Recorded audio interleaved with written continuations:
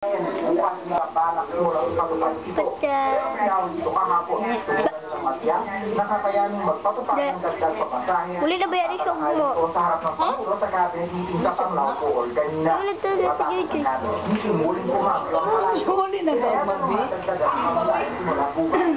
Isang ayon daw ang kinakailangan nito para makapawi ang sa pagkataas ng presyo ng mga produktong petrolyo.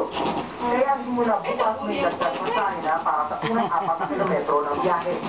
So sa non-cable bus, 1.50 sa cable bus at 6 centimos sa jeep. Sa tansya ng pasa, basta 150 pesos araw-araw matadagdag sa kita ng taxi driver. May nakabili na silang petisyon. Nadagdagan pa ng 1.50 ang pamasahe. Bago tayo malos, pagkakita mo na. Pusing. Apil-apil mo. Pinag-aaralan niyo mabuti. At itong bagay na ito namin pinag-aaralan sa ating mga mananakay na sila mapapatnugod sa aming harap. Sini ka ba?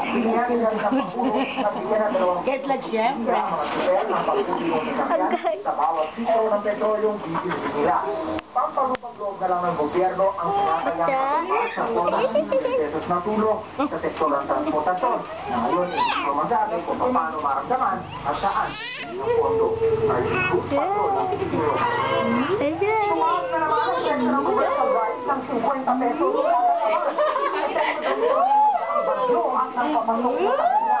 Nagbanta naman ang NBI habang sa mga rice owners na mananamantala sa sitwasyong ito. Oo, wala nakabata.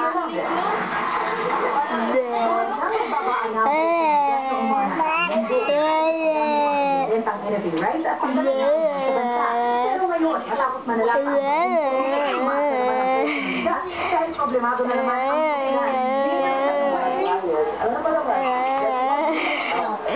We do not have the post-harvest facility. Inaasahan lang natin yung kalsada.